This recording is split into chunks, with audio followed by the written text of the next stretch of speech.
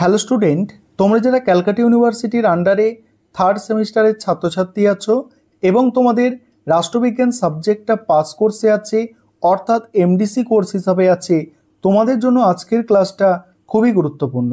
আজকের ক্লাসে তোমাদের মডিউল 1 থেকে 15 নম্বরের প্রশ্নের সাজেশান নিয়ে আলোচনা করব। প্রথমে তোমাদের সাজেশানটা আলোচনা করব, তারপরে তোমাদের মডিউল 1-এর সিলেবাসটা নিয়ে আলোচনা করব, অর্থাৎ কী সিলেবাস আছে মডিউল 1-এর সেটা তোমাদের দেখিয়ে দেব। আর প্রথমেই বলে রাখি, তোমাদের থার্ড সেমিস্টার থেকে সিলেবাস কিন্তু যথেষ্ট কঠিন, তাই প্রথম থেকে ভালো করে পড়াশোনা করতে হবে। অনেক বড় সিলেবাস এবং যথেষ্ট কঠিন সিলেবাস, এবং থার্ড সেমিস্টার থেকেই তোমাদের আসল কিন্তু পড়াশোনা শুরু হচ্ছে, তাই আর অবহেলা করবে না, প্রথম থেকেই ভালো করে পড়াশোনা শুরু করে দাও। দেখো প্রথম যে প্রশ্নটা আছে, দেখো 15 নম্বরের প্রশ্ন মডিউল 1-এর, ভারত ও মার্কিন যুক্তরাষ্ট্রের মধ্যে সম্পর্ক আলোচনা করো। মোস্ট ইম্পর্টেন্ট প্রশ্ন, যেগুলো সবথেকে গুরুত্বপূর্ণ প্রশ্ন, তার পাশে স্টার দেওয়া আছে। পরের প্রশ্ন আছে ভারত ও চীনের মধ্যে সম্পর্ক। নেক্সট প্রশ্ন আছে দেখো 1947 থেকে 1962 সময়কালে ভারতীয় পররাষ্ট্রনীতির মূল বৈশিষ্ট্য আলোচনা করো। এটাও মোস্ট ইম্পর্টেন্ট প্রশ্ন।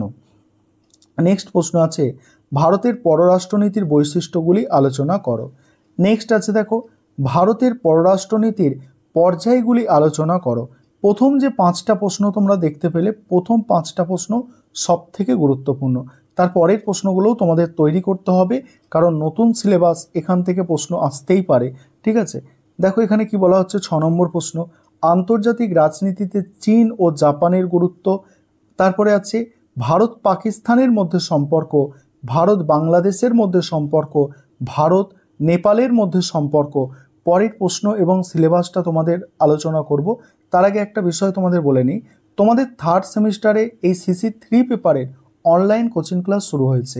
তোমরা যদি কেউ অ্যাডমিশন নিতে ইচ্ছুক থাকো, সেক্ষেত্রে এই নম্বরে যোগাযোগ করতে পারো, 9123005218 এই নম্বরে তোমরা যোগাযোগ করে অ্যাডমিশন নিতে পারো। আমাদের সপ্তাহে 2 দিন করে রেকর্ডেড ক্লাস থাকে, সঙ্গে PDF নোটস দেওয়া হয়, এবং তার জন্য পার মান্থ 200 টাকা করে ফিস নেওয়া হয়। ইচ্ছুক ছাত্রছাত্রীরা এই নম্বরে যোগাযোগ করে অ্যাডমিশন নিয়ে নেবে।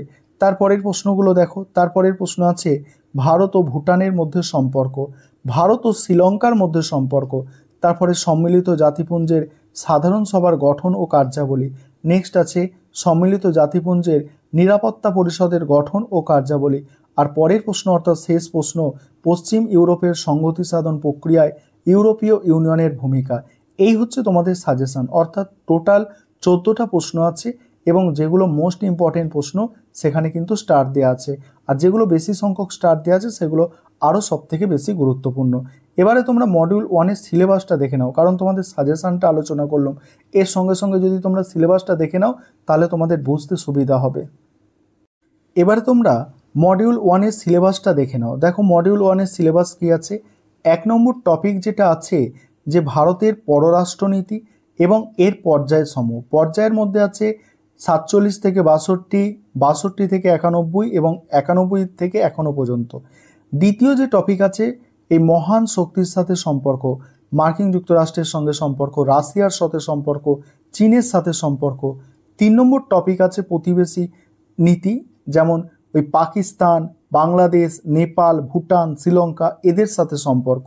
নেক্সট আছে 4 নম্বর টপিক আন্তর্জাতিক সংস্থার সাথে সম্পর্ক, জাতিসংঘ এবং ইউরোপীয় ইউনিয়ন। এই হচ্ছে তোমাদের মডিউল 1-এর টোটাল সিলেবাস এবং সাজেশান আলোচনা করে দিলাম। এবং প্রথম থেকে আবারও বলছি, ভালো করে পড়াশোনা শুরু করো, কারণ সিলেবাস যথেষ্ট কঠিন আছে, সেক্ষেত্রে কিন্তু অনেক সমস্যা হতে পারে প্রথম থেকে যদি ভালো করে গুরুত্ব না দাও।